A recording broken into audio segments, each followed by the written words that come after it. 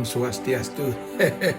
Kecebuk malih sarang titiang Kiblog yang pada podcast kita kali ini kita akan berbicara tentang model pariwisata alternatif, yaitu berbasis ilmu pengetahuan atau ancient knowledge dari Bali. Konteks Kiblog bicara hari ini adalah kenyataan bahwa dengan kondisi dan pendekatan pariwisata saat ini banyak sekali menghasilkan pariwisatawan utawi turis-turis yang berandal, yang tidak elok. Banyak terjadi pelecehan terhadap simbol-simbol Bali ataupun tidak memenuhi kriteria sebenarnya yang dilakukan oleh turis-turis itu. Nah, tentu pendekatannya bisa berasal dari law enforcement atau memberi penjelasan yang terperinci kepada para wisatawan tentang apa yang boleh dan tidak boleh dilakukan selama di Bali. Namun terlepas dari itu, kita memerlukan satu model pendekatan dengan menawarkan sesuatu yang tidak bisa disediakan oleh mass tourism atau model pariwisata berbasis massa yang hanya mengejar kuantitas dari jumlah turis yang masuk, tetapi kualitas turis.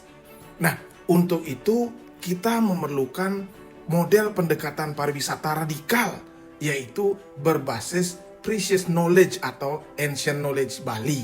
Nah, kenapa ini yang Kiblog propose atau tawarkan? Dari sekian banyak alternatif yang ada, memang model pariwisata yang berbasis pada ancient knowledge Bali yang sesungguhnya belum tergali, belum banyak dibahas. Nah, penyebab dari Kiblog membicarakan ini adalah selama ini eksploitasi dan eksplorasi model pariwisata Bali hanya terpaku pada model keindahan alam yang berbasis nature dan juga culture atau berbasis budaya. Nah, ini tentu tidak salah karena memang sedari awal model pariwisata Bali yang dilakukan pada zaman 1920 oleh pemerintah Belanda melalui proyek Bali Sharing-nya hanya menawarkan kebudayaan Bali dan termasuk juga dengan berbagai macam nilai-nilai adat dan primordialismenya. Nah, akibatnya seperti yang kita lihat, banyak sekali nilai-nilai yang sungguhnya tidak relevan lagi bagi pengetahuan dan modernitas saat ini di era globalisasi masih tetap harus dipertahankan dengan alasan tourism atau pariwisata. Nah, ke depan tentu model ini harus dialihkan atau dirubah.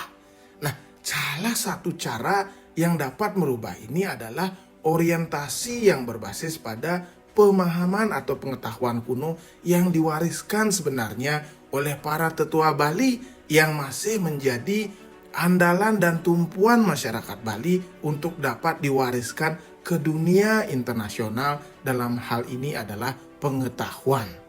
Nah, kalau kita bicara tentang budaya dan pengetahuan yang menjadi referensi di dunia saat ini, kalau yang berbasis Eastern Wisdom atau kebijaksanaan dari Timur, yang kita saksikan hanyalah dua. Yang pertama budaya Semitik Arab yang berbasis baik pada Islam, Kristiani, dan Taoisme yang berasal dari Cina. Dan satu lagi yang berbasis pada Vedanta yang berasal dari Bharatawarsha. Sering dijadikan referensi bagi pengetahuan kuno yang patut digali dan diwariskan oleh dan kepada para saintis barat. Nah, tidak satu pun dari kebijaksanaan dan pengetahuan tersebut berasal dari Nusantara. Nah, tentu hal ini merupakan satu hal yang memprihatinkan di tengah wacana atau derasnya konsep-konsep asal atau cradle of civilizations. Sebagaimana kita ketahui, saat ini banyak dipostulate atau dipropos bahwa Nusantara atau Sundalandia adalah pusat dan cikal bakal dari pengetahuan dan peradaban di seluruh dunia. Nah, ini akan kita bicarakan pada kesempatan lain di mana pusat-pusat kebudayaan yang lebih dari 20.000 tahun telah terbentuk dan terbangun di Nusantara, terutama dengan budaya Gunung Padang. Nah, dalam konteks itulah Kiblog ingin menyajikan satu tawaran, terutama esensi dari pengetahuan Nusantara itu diwariskan dengan berbagai macam budaya dan lakon yang kita lakukan saat ini di Bali. Artinya pengetahuan Bali merupakan siwasidanta atau saripati dari seluruh pengetahuan Nusantara yang kita warisi dan tetap ajak dilakukan oleh masyarakat Bali melalui budaya dan tradisi spiritualnya.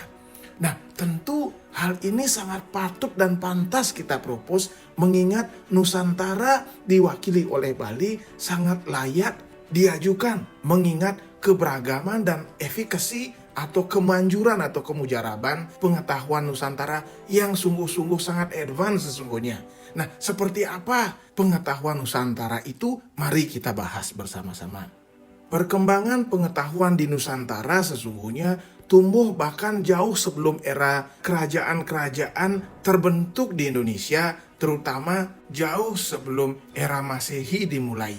Nah, tadi kita telah bahas bahwa peradaban Gunung Padang yang berumur sekitar 28.000 tahun yang lalu adalah peradaban yang tertua yang ditemukan saat ini di dunia.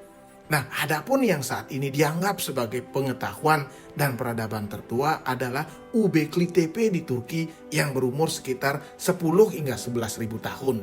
Nah, dengan kenyataan carbon dating yang dilakukan oleh tim geologi yang dipimpin oleh Dani Hilman Natawijaya dari ITB menyatakan dan menemukan bahwa usia Gunung Padang adalah sekitar 19.000 tahun di pundak pertama dan 28.000 tahun di pundak kedua. Nah, artinya ini merupakan penemuan yang tidak terbantahkan tentang umur peradaban Nusantara. Nah, setelah era itu kita tahu ada event katastrofi dunia yang terjadi sekitar 12.500 tahun yang lalu yang disebut sebagai Dryas Muda atau naiknya permukaan air laut sekitar 100-120 meter dari ketinggian sebelumnya. Nah, kejadian Dryas Muda ini mengakhiri era Pleistosen atau Ice Age dan terbentuklah era modern seperti yang kita saksikan saat ini.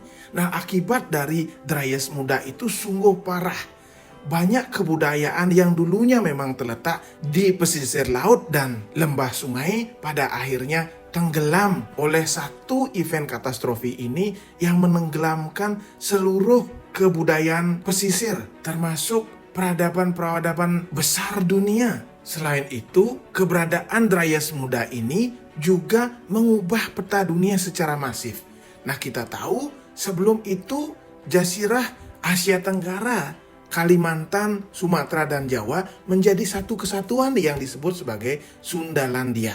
Nah, setelah kejadian Dryas Muda, peta Asia Tenggara bisa kita saksikan kurang lebih seperti yang ada pada dunia modern. Nah, setelah Dryas Muda ini, kebudayaan asli Nusantara kemudian menyebar. Ada yang menuju ke daerah Himalaya dan kemudian berkembang menjadi budaya Bharatawarsha sebagaimana kita saksikan pada kejadian Mahabharata dan seterusnya.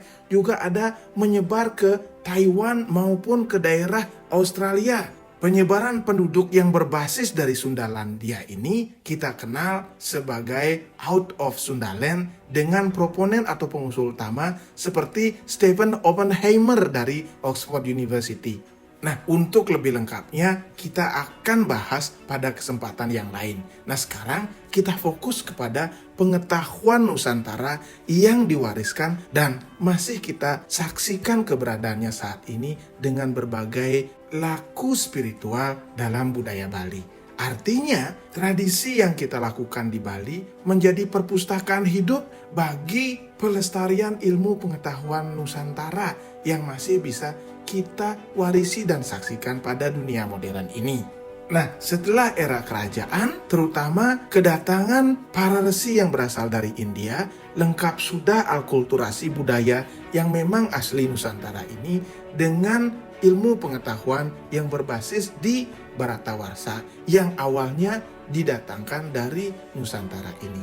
Artinya, keberadaan alkulturasi budaya Nusantara dan Bharatawarsha ini sesungguhnya merupakan reuni budaya yang lama yang berasal dan diwariskan dari Jazirah Sundalandia, yaitu Nusantara sendiri. Sebagaimana Kiblog telah ceritakan tentang alkulturasi Wedanta dari kerajaan-kerajaan yang berasal dari Jawa kemudian dibawa ke Bali melahirkan konsepsi Wasidanta sebagaimana yang kita warisi saat ini di Bali. Namun terlepas dari itu, banyak sekali pengetahuan-pengetahuan asli Bali yang memang berbeda dari apa yang telah diwariskan melalui proses alkulturasi dengan budaya yang berasal dari Bharatawarsha. Nah, pengetahuan-pengetahuan kuno yang kita warisi saat ini tersebar dalam berbagai bidang sesungguhnya, yaitu bidang usada atau kesehatan, bidang transformasi seperti aji penglihatan, dan bidang kediatmikan yaitu tantrisme yang berasal dari asli Nusantara, termasuk diantaranya adalah black magic atau dharma weci, pengetahuan tentang kemanunggalan atau unity, dan yang terakhir adalah pengetahuan tentang kelepasan atau freedom. Nah, tentu pelestarian budaya ini dimaksudkan adalah semakin banyak anak muda kita untuk dapat mengetahui dan menguasai ilmu pengetahuan yang sangat canggih yang diwariskan oleh leluhur Nusantara kita, utamanya leluhur Bali, sehingga menjadi pengetahuan asli dan otentik hasil karya leluhur kita sendiri. Nah, selain itu, keberadaan pengetahuan ini juga dimaksudkan sebagai uplifting atau rebranding pariwisata Bali yang memang saat ini sedang berada di titik nadir karena pengaruh dari mass tourism tadi. Nah, dengan keberadaan ilmu pengetahuan ini, secara langsung kita akan merubah dan menaikkan image pariwisata Bali dari low class atau middle class tourism menjadi quality tourism. Nah, bidang apa saja yang menjadi pengetahuan kuno Bali yang sangat terkait dengan pengetahuan sains di barat saat ini? Nah, kita tahu saat ini bahwa tren ilmu pengetahuan barat mengerucut pada feminisme terutama yang berbasis Vedanta dan Taoisme.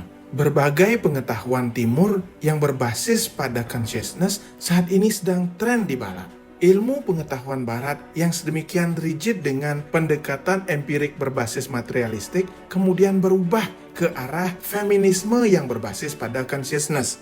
Nah, kita saksikan saat ini sebagai contoh keterhubungan body, mind, and spirit saat ini banyak dipelajari dan menjadi best sellers. Demikian juga dengan meditasi dengan berbagai macam turunannya, dianalisa dan diteliti secara saintifik dalam kaidah-kaidah ilmiah. Sehingga tidak jarang kita temukan materi consciousness, life after death, out of body experience, atau bahkan past life regressions yang sesungguhnya merupakan domain dari pengetahuan timur banyak sekali dibahas dan bahkan dijelaskan secara lebih rinci daripada kita dapat menjelaskan pengetahuan ketimuran tersebut dengan cara empirik.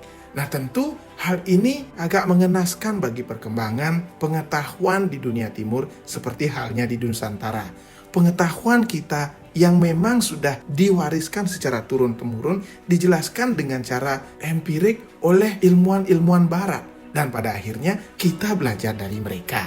Nah, sebelum itu terjadi, ada baiknya kita mengulas tuntas apa saja sesungguhnya pengetahuan-pengetahuan Nusantara yang sangat relevan untuk kita bawa dan jadikan sebagai masterpiece kita ke dunia internasional. Mari kita bahas pengetahuan apa sesungguhnya yang relevan dengan ilmu pengetahuan yang diwariskan oleh para tetua kita yang saat ini digunakan atau bahkan dianalisa secara empirik di dunia internasional. Nah, untuk selengkapnya kita saksikan pada podcast Kiblog yang akan datang.